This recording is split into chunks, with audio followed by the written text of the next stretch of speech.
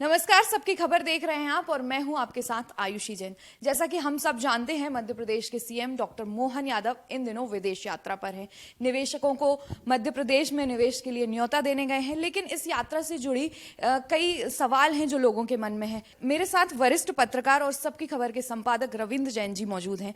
हम इनसे जानेंगे कि सीएम की इस विदेश यात्रा की क्या अलग अलग पहलू हैं और हम इनसे कुछ सवाल भी पूछेंगे। सबसे पहले सर, मैं आपसे जानना चाहूंगी कि सीएम की इस विदेश यात्रा से मध्य प्रदेश को क्या लाभ होने वाला है?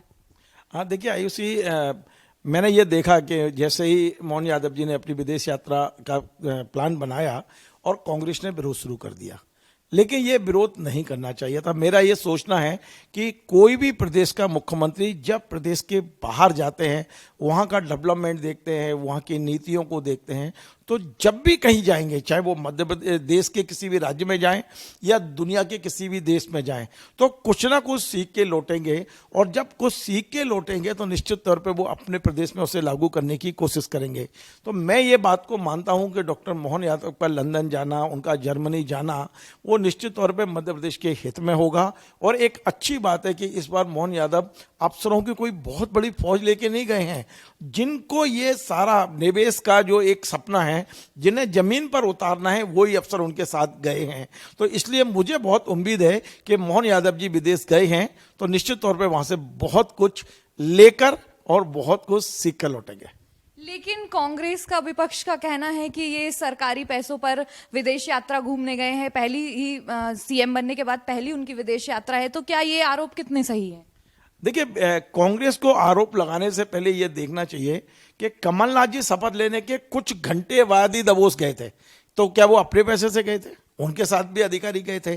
तो हमेशा ये देखना चाहिए कि कमलनाथ जी जा सकते हैं तो मोहन यादव क्यों नहीं जा सकते हैं। मैं कोई कमलनाथ जी का प्रवक्ता या मोहन यादव जी का प्रवक्ता नहीं हूं, लेकिन एक तटस्थ भाव से आप देखेंगे, मध्य प्रदेश के हित में जो हो वो करना चाहिए। और निश्चित तौर पे जैसा मैंने आपको बताया कि यदि वे लंदन गए हैं तो वहाँ का ट्रैफिक भी देखा होगा, वहाँ की सड़कें भी देखी होंगी, वहाँ का बिजनेस भी देखा होगा। तो ये तमाम चीज़ देखने के बाद उनका सोच निश्चित तौर पे ये हुआ होगा कि ये अच्छी अच्छी जो चीज़ें हैं वो कहीं से भी मिलें, वो लंदन से मिलें, वो जर्मनी से मिलें, वो निश्चित तौर पे उनके दिमाग में होंगी। और जब वे मध्य प्रदेश लौटेंगे और जब वे अधिकारियों के साथ बात करेंगे, जब वो योजनाओं पर विचार करेंगे, तो वो सोच उनका वहाँ होगा। उसका फायदा मध्य प्रदेश को नहीं मिलेगा तो किसको मिलेगा? सीएम मोहन यादव के साथ कौन कौन से अधिकारी गए हैं? और एक और सवाल आपसे जानना चाहूंगी, क्या कितने अधिकारियों को लेकर जाना जरूरी होता है? क्या कुछ इससे यात्रा से जुड़ा हुआ है? देखिए, अधिकारियों के जो मुख्यमंत्री जी तो निर्देश देते हैं, मुख्यमंत्री नेतृत्व करते हैं, लेकिन मुख्यमंत्री के सोच को, उनकी योजनाओं को जमीन पे उतारने का काम तो आखिर ये अधिकारी ही करते हैं। इस बार मैंने देखा, मेरे पास जो फोटो है, मेरे पास कोई लिस्ट नहीं है, लेकिन जो मैं फोटो में देख रहा हूँ उसके अनुसार बहुत बड़ी फौज नहीं गई है। वहाँ गए हैं राजौरा साहब, जो मुख्यमंत्री जी के एडिशनल चीफ सेक्रेटरी हैं, उनके हर काम को वो देखते हैं, हो गए हैं उनके साथ गए हुए हैं। अपने जो उद्योग विभाग के प्रमुख सचिव हैं राघवेंद्र कुमार सिंह जी गए हैं।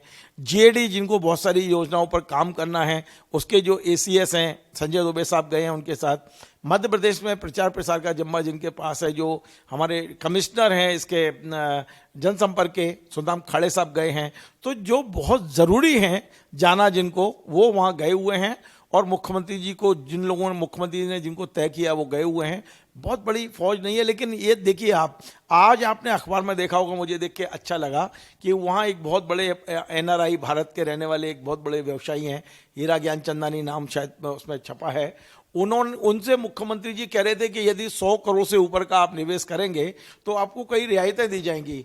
लेकिन हीरा चंदा जी ने कहा कि आप 100 करोड़ की बात कर रहे हैं, मैं मध्य प्रदेश में 25,000 करोड़ रुपए लगाने का सपना देख रहा हूं। तो आप सोचिए, यदि आप जा रहे हैं, मोटिवेशन कर रहे हैं वहां, और लोगों की भावनाएं हो रही है कि एक मुख्यमंत्री हमको बुलाने आया है, और हम कहते हैं कि यदि एक भी निवेश आ गया और 100 लोगों को रोजगार मिल गया, तो ये जो खर्चा है ना, ये चूरन की तरह लगेगा अपने को। कोई खर्चा हुआ ही नहीं और हमारे 100 लोगों को रोजगार मिल गया, 200 को, 500 को।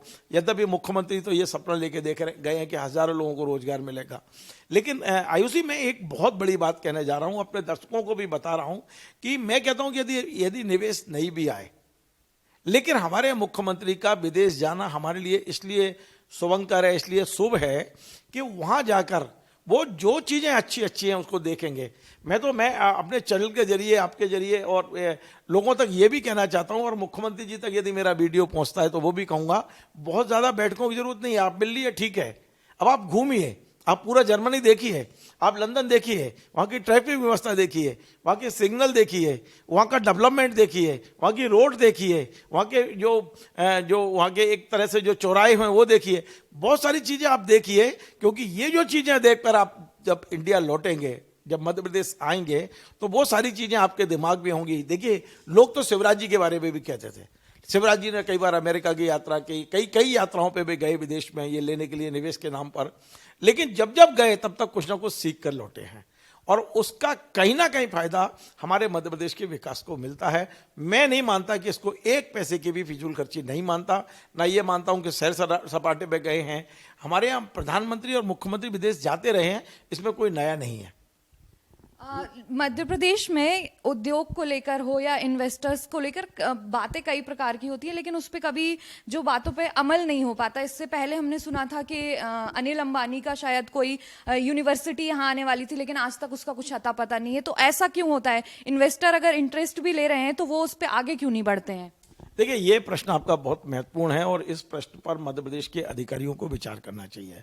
मध्य प्रदेश में इच्छा शक्ति है सरकार के अंदर, वो चाहते हैं कि इन्वेस्टमेंट मध्य प्रदेश आए।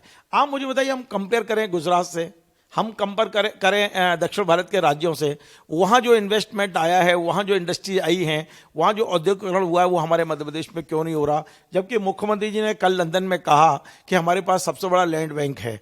जब हमारे पास सबसे बड़ा लैंड बैंक है और आप कैबिनेट में ये रियायतें देने की बात कर रहे हैं, फिर भी उद्योगपति यहाँ क्यों नहीं आ रहा है? और उसका एकमात्र कारण मैं आपको बताऊं, आज भी अधिकारियों की इच्छा शक्ति की कमी है।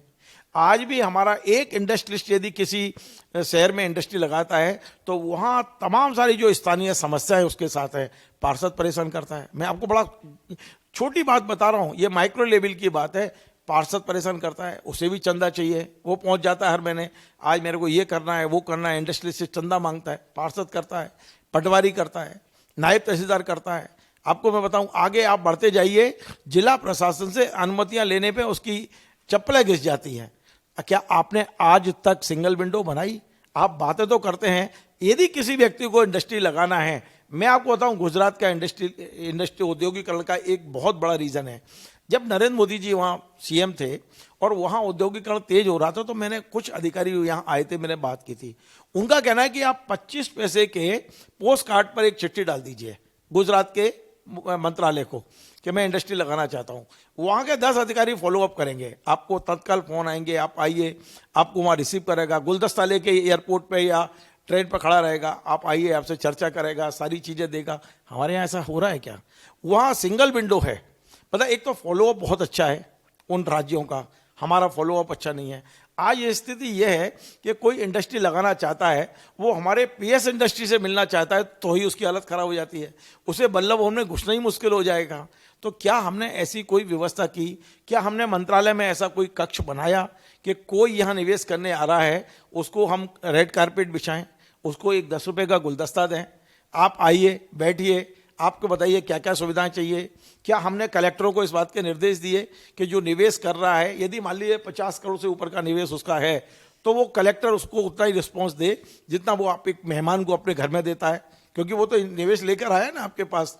आप क्या होता है, हमारी नीयत खराब है। हम इंडस्ट्रियलिस्ट को धोना चाहते हैं, उससे पैसा लेना चाहते हैं, उससे अपनी राजनीतिक इच्छाओं को पूरा करना चाहते हैं।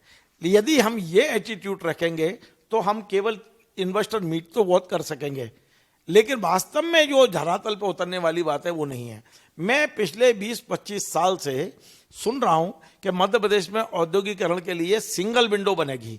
मुझे कोई तो बता दे आके कि वो सिंगल विंडो है कहाँ, कौन सी सिंगल विंडो है। मैं जो अधिकारी यहाँ इन्वेस्टमेंट कर रहा है, जो व्यक्ति इन्वेस्टमेंट कर रहा है, उसको आप सुविधाएं क्या दे रहे हैं? जब तक इस पर सर्वांगीण विचार नहीं होगा, जब तक इस पर पूरे तरह से चिंतन करके आप नहीं देंगे, तब तक हम कैसे धरातल पे उतार पाएंगे इन सपनों को? सर, एक आखिरी सवाल जानना चाहूंगी। ठीक है, प्रदेश के हित के लिए मुख्यमंत्री गए हैं, तो क्या किसी भी स्टेट के सीएम को जाना ही जरूरी होता है? क्या कोई और जाके इन्वेस्टर को इनवाइट नहीं कर सकता है? देखिए, लीडरशिप को जाना चाहिए। मुख्यमंत्री जी मध्य प्रदेश के लीडर हैं, वो सरकार के भी मुखिया हैं, वो प्रशासन के भी मुखिया हैं, वो मध्य प्रदेश के भी मुखिया हैं और उनके पास सारी शक्तियां हैं। जब वे खुद जाएंगे तो निश्चित तौर पे उनको पता चलेगा कि कमी कहाँ है और वो खुद उसको दूर करने की शक्तियां उन पर। आज यदि अधिकारी जाएगा, अधिकारी आके मुख्यमंत्री को बताएगा, दूसरा अधिकारी मुख्यमंत्री से कहेगा नहीं साहब ये गलत जानकारी आपको दे रहा है। जब हमारा मुखिया ही खुद जा रहे हैं वहां, तो निश्चित तौर पे मुखिया को जाना ही चाहिए। और मैं बार बार कह रहा हूं, 1 रुपए का भी इन्वेस्टमेंट नहीं आए ना तो चिंता नहीं करें, जाएं, फिर जाएं, 2 बार जाएं, 5 बार जाएं। और आप केवल जर्मनी लंदन क्यों जाएं, लंदन भी जाएं, आपको जापान भी जाएं, जहां जाना है वहां जाइए। इस पर बहुत बड़ी राशि खर्च नहीं होती है, इससे ज्यादा राशि है तो हमारे यहाँ एक दिन में भ्रष्टाचार में चली जाती है। मुख्यमंत्री जी जाएं, उनके मंत्री जाएं, अधिकारी जाएं, मैं बार बार इस बात को बोलूंगा। और जब भी जाएंगे, बेशक वो घूमने फिरने जा रहे हैं, परिवार के साथ जा रहे हैं, लेकिन जब लौटेंगे, देखिए आयुषी, मैं अपने परिवार के साथ 7-8 देशों की यात्रा पे जा चुका हूं, लेकिन जब मैं यहां बैठता हूं तब मेरा सोच, और जब मैं वहां से लौटता हूं तब मेरे सोच में जमीन आसमान का अंतर रहता है। मैं वहां देख के आता हूं, देखिए मलेशिया में कितनी बड़ी बड़ी बिल्डिंग है, मलेशिया में कितना बड़ा डेवलपमेंट है। मलेशिया में कोई भी जब कंस्ट्रक्शन होता है तो ध्यान रखते हैं कि वहाँ वाहन कितने गुजरने वाले हैं, तो हमें सड़क कितनी चौड़ी बनानी है, वहाँ पर सीवेज की क्या व्यवस्था है, वहाँ वाटर की, पानी की क्या व्यवस्था है। क्या हम जब विदेश जाएंगे, मेरे जैसा व्यक्ति जिस पर कोई जिम्मेदारी नहीं, मैं पार्षद तक नहीं हूँ, तब मेरा ये सोच है, तो जिस व्यक्ति के पास मध्य प्रदेश के 9 करोड़ जनता की जिम्मेदारी है, उसका पालक है, क्या उनके दिमाग में नहीं आता होगा कि अब मैं मध्य प्रदेश जाऊंगा तो इस पर जरूर सोचूंगा, तो ये क्या मध्य प्रदेश के हित में नहीं है। तो ये सोच यदि हम करें, मैं तो कहता हूं कि यदि मुख्यमंत्री विदेश जाते हैं तो कांग्रेस के अध्यक्ष को उनको एयरपोर्ट तक छोड़ने जाना चाहिए और गुलदस्ता देना चाहिए, ये मध्य प्रदेश के हित में है। और कहना चाहिए कि नहीं आप जा रहे हैं, हम सब आपके पीछे खड़े हुए हैं। मध्य प्रदेश में ये माहौल जब बनेगा ना, तो मुझे लगता है कि हम औद्योगिकरण भी करेंगे और मध्य प्रदेश का एक अच्छा माहौल हम मध्य प्रदेश के लोगों को दे पाएंगे, और जो इंडस्ट्रियलिस्ट यहाँ मध्य प्रदेश आएगा उससे भी ये आने में खुशी होगी। आपने जैसे अभी चर्चा के दौरान शिवराज जी का नाम लिया या कमलनाथ जी का नाम लिया, या क्या और भी कोई मुख्यमंत्री इसके पहले विदेश यात्रा पर गए हैं, और यदि गए हैं तो उससे क्या प्रदेश को कोई लाभ हुआ है? देखिए, मैं इस बात को, गए तो सभी हैं, बाबूलाल जी गौर भी गए थे विदेश, सब लोग गए हैं, मतलब मध्य प्रदेश दिग्विजय सिंह जी भी कई बार गए विदेश। जाना कोई बहुत बड़ी बात नहीं है आजकल, लेकिन यदि आप ये कहें कि आप विदेश का हमें अपना वो दीजिए, तो ये बहुत संभव नहीं है कि आप 1-1 मिनट का दीजिए, आपके आने के बाद हमें कितना फायदा हुआ। मैं ये कह रहा हूं कि विदेश से लौटने के बाद हमारे डॉक्टर मोहन यादव जी विदेश में हैं, लंदन में हैं, जर्मनी में हैं, जब लौटेंगे और जब वो मंत्रिमंडल की बैठक करेंगे या उनके सामने जो योजनाएं रखी जाएंगी, तो उस योजनाओं पर निर्णय लेने में उनका नजरिया बदल जाएगा। तो क्या ये मध्य प्रदेश का भला नहीं है?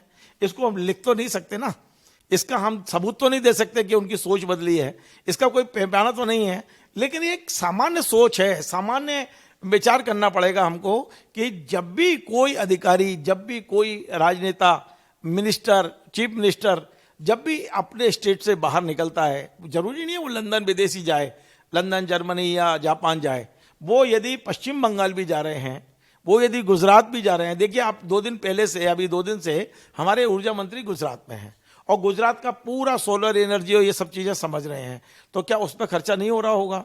लेकिन वो जो सोच के आ रहे हैं, हम रोज उनको देख रहे हैं, प्रद्युम्न सिंह जी तोमर 2-3 दिन से गुजरात में वहां अधिकारियों के साथ बैठक कर रहे हैं, तो निश्चित तौर पर उसका फायदा तो मध्य प्रदेश को मिलेगा। क्या खर्चा होता है, ट्रेन से गए होंगे या प्लेन से गए होंगे, कोई बहुत बड़ा खर्चा नहीं है।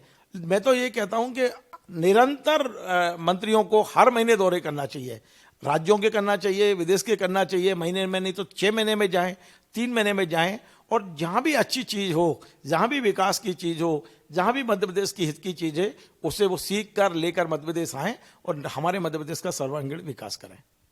बिल्कुल, ये हमारे साथ थे वरिष्ठ पत्रकार रविंद्र जैन और सबकी खबर चैनल के संपादक, जिन्होंने ये आम सवाल जो लोग जानना चाहते हैं कि कैसे मुख्यमंत्री जाते हैं, कितने लोग जाते हैं, कितना खर्चा होता है या कितने फायदे होते हैं, उन सारे सवालों के जवाब दिए। यदि आपको हमारा ये कार्यक्रम पसंद आया हो तो जुड़े रहिए सबकी खबर के साथ।